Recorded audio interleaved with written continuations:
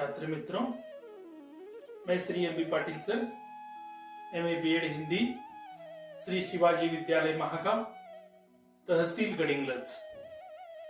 बच्चों, आज हम हिंदी लोक भारती कक्षा 10वीं के पाठ्य पुस्तक में रखी गई 11वीं कविता, जिसके कवि हैं मुकुटधर पांडेय।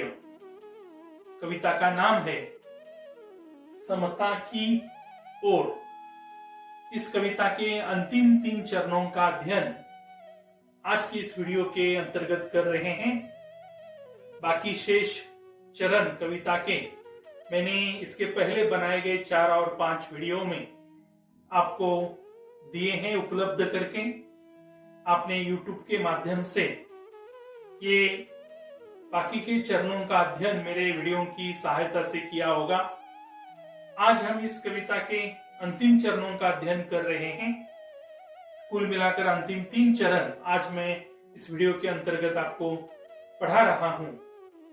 आपको पता है कि इस समता की ओर इस कविता के अंतर्गत कवि मुकुटधर पांडेय जी ने शिशिर ऋतु में पड़ने वाली कड़ाके की ठंडक और उस ठंडक का पृथ्वी के विभिन्न घटकों पर होने वाला असर और साथ ही साथ धनिक वर्ग और गरीब वर्ग उनका इस शिशिर ऋतु में किस प्रकार से जीवन यापन रहता है, किस प्रकार से धनिक वर्ग को यह ठंडक का असर धनिक वर्ग पर होता है, इस शिशिर की ठंडक का गरीब वर्ग पर किस प्रकार से असर होता है, इसका चित्रण कवि ने इस कविता के माध्यम से करने का प्रयत्न किया है।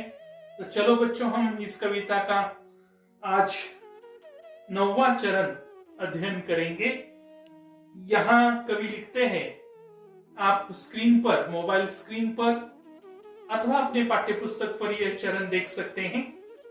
कवि लिख रहे हैं, वे हैं सुख साधन से पुरित, वे हैं सुख साधन से पुरित, सुघर घरों के वासी, सुघर घरों के वासी, इनके टूटे फूटे घर में, इनके टूटे फूटे घर में छाई सदा उदासी। तो यहां इस चरण के अंतर्गत कुछ अपरिचित शब्द आपको परिचित करवा लेने जरूरी है, जिनमें से एक है, यहां शब्द आया है पुरित। पुरित का शब्द बच्चों पूर्ण या संपन्न, पुरित यानी पूर्ण या संपन्न, इस प्रकार से उसका अर्थ होता है बच्चों। दूसरा एक शब्द यहां आया है इस चरण में, सुघर। घर यानी मकान, सुघर यानी सुंदर घर, सुंदर घर। वासी, वासी शब्द का अर्थ बच्चों होता है निवासी, निवासी यानी रहने वाले, ऐसा उसका शब्द का अर्थ है। अर्थात ये अपरिचित शब्द आपको इस चरण में आपको लगते हैं, जिसके अर्थ मैंने आपको अभी बताए हैं। पुरित यानी पूर्ण, सुघर यानी सुंदर घर, वासी यानी निवासी। इतने 3 शब्द आपको इस चरण में नए लगने वाले हैं, जिसके अर्थ आपको पता करवा लेने जरूरी है। तो इन पंक्तियों का सरल अर्थ बच्चों इस प्रकार से है। कवि लिख रहे हैं, जब शिशिर में कड़ाके की ठंडक पड़ती है, उस ठंडक का धनिक वर्ग पर और गरीब वर्ग के जीवन यापन पर क्या असर पड़ रहा है, इसका चित्रण इस चरण में कवि ने किया है। कवि कहते हैं कि शिशिर में जब कड़ाके की ठंड पड़ती है, उस ठंड का अधिक असर अमीर परिवार के जीवन यापन पर नहीं पड़ता, क्योंकि अमीरों के पास सुंदर सुंदर ऐसे घर होते हैं, उनके मजबूत, आकर्षक, सुंदर, अर्थात साधनों से परिपूर्ण, अर्थात अच्छे अच्छे साधनों से परिपूर्ण ऐसे सुघर उनके होते, सुंदर सुंदर अमीरों के घर होते हैं। उन साधनों से परिपूर्ण घरों में अमीर लोग रहते हैं और इसलिए उनको अधिक ठंडक का सामना करना नहीं पड़ता। उनके जीवन पर शिशिर की ठंडक का कोई अधिक प्रभाव का असर दिखाई नहीं देता। इसके उल्टा विचार किया गया, विरुद्ध विचार किया गया तो गरीबों के घर टूटे फूटे झुग्गी झोपड़ी वाले होते हैं। झुग्गी झोपड़ी का चित्र बच्चों यहाँ आपको वीडियो के अंतर्गत दिखाई दे रहा है। ये झुग्गी है। झुग्गी झोपड़ी वाले घर गरीबों के होते हैं, जहां किसी भी प्रकार के साधनों की संपन्नता होती नहीं है। अभावों से भरा ये गरीबों का घर टूटा फूटा होता है। अर्थात झुग्गी झोपड़ी जैसे घरों में गरीब लोग रहते हैं और वहां कई प्रकार के साधनों का अभाव होता है। और इन अभावों के कारण अर्थात वहां अच्छे कपड़े नहीं होते, उनके मकान अच्छे नहीं होते, उनको पेट भर निवाला नहीं मिलता, अन्न नहीं मिलता, ठंडक से बचने के लिए मजबूत पक्के ऐसे घर नहीं होते, साधनों की कमी होती है। और इसलिए गरीबों के जीवन पर इस शिशिर की ठंडक का बहुत बुरा असर पड़ता है। गरीबों के घरों में साधनों का अभाव होता है और इसलिए उनके घर में सदा ही उदासी का माहौल बना रहता है। इसके विपरीत अमीरों के घर सुंदर और मजबूत होते हैं और उनमें साधनों की संपन्नता होती है। इसलिए शिशिर की ठंडक का अमीर परिवार पर कोई बुरा असर नहीं दिखाई देता, लेकिन गरीबों के जीवन पर उसका ठंडक का बुरा असर दिखाई देता है, क्योंकि गरीबों की झुग्गी झोपड़ियों में साधनों की कमियां होती है और इसलिए गरीबों में घरों में झुग्गी झोपड़ियों में गरीबों के उदासी का माहौल सदा बना रहता है। तो ये इसका अर्थ है बच्चों, आपको समझ में आया होगा। अगले चरण की ओर 10वें चरण की ओर हम आगे बढ़ेंगे। बच्चों स्क्रीन पर देखिए, चरण इस प्रकार से है।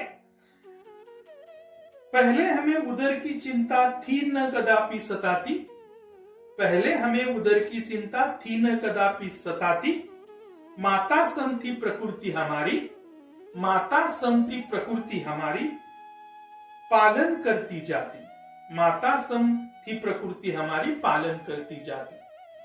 तो इस चरण में बच्चों कुछ शब्दार्थ हमें पता करवा लेने जरूरी है। तो यहां एक शब्द है उदर। बच्चों उदर का अर्थ आपको परीक्षा में भी पर्यायवाची शब्दों में पूछा जा सकता है। उदर यानी पेट। उदर का अर्थ बच्चों है पेट। और एक शब्द है सम। सम यानी समान। सम का अर्थ बच्चों क्या है? समान। प्रकृति यानी धरती। प्रकृति यानी धरती। प्रकृति यानी धरती अथवा सृष्टि। इस प्रकार से उसके अर्थ प्रकृति के होते हैं। तो मुकुटधर पांडे जी इस चरण में इस प्रकार के विचार प्रकट कर रहे हैं कि पहले जमाने में लोगों के मन में प्रकृति के प्रति, धरती माता के प्रति मां के भाव थे, जननी समान भाव थे। लोग धरती माता को अपनी मां समझते थे, अपनी माता समझते थे और माता जैसा आदर धरती माता को पहले लोग देते थे, उनको सम्मान देते थे।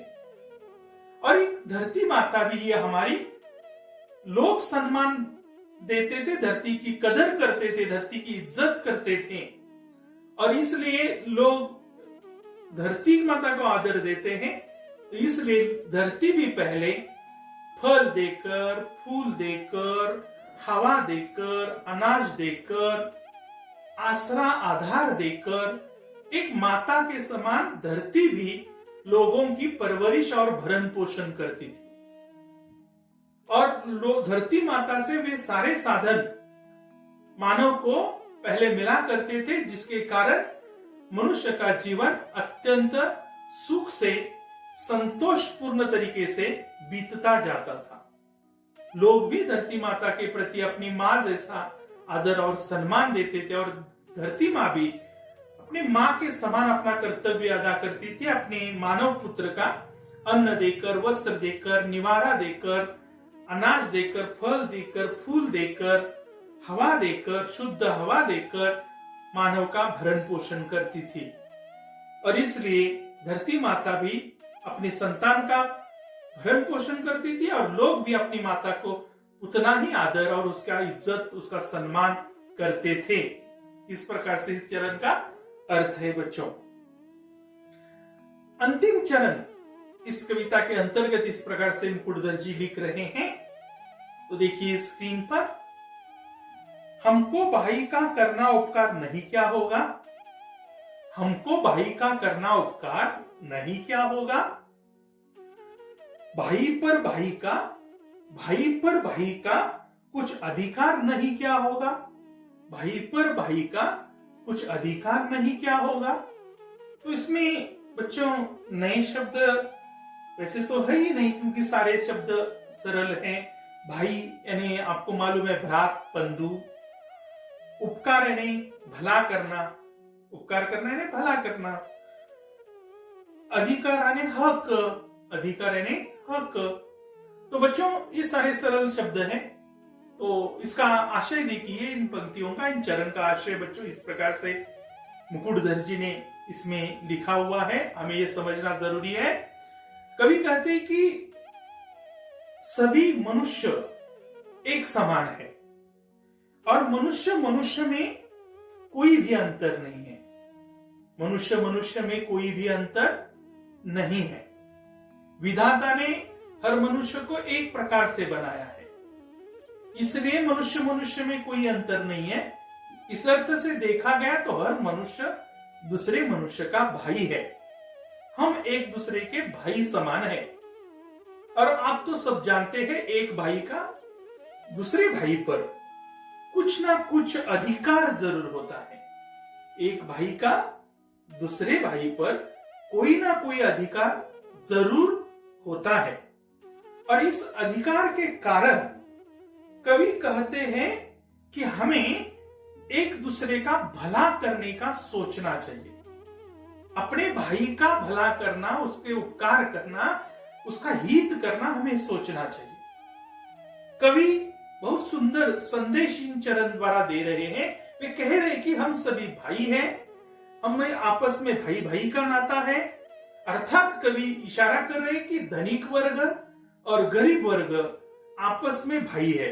धनवान व्यक्ति और गरीब व्यक्ति आपस में भाई समान है और इसलिए धनिकों को जो अनेक सारे उनके पास सुख सुविधा के साधन होते हैं, उन साधनों का उपयोग अपने गरीब भाई के दुख, गरीब भाई की पीड़ा, गरीब भाई की यातना, गरीब भाई के कष्ट, गरीब भाई की तकलीफें दूर करने के लिए अपने कुछ साधनों का जरूर उपयोग करना चाहिए। अपने गरीब भाइयों के दुख दूर करने के लिए यथासंभव प्रयास करते रहना चाहिए। ये संदेश इस चरण द्वारा मुकुटधर पांडे जी दे रहे हैं। बच्चों अर्थ मैंने ऐसे बताया कि मनुष्य मनुष्य में कोई अंतर नहीं है।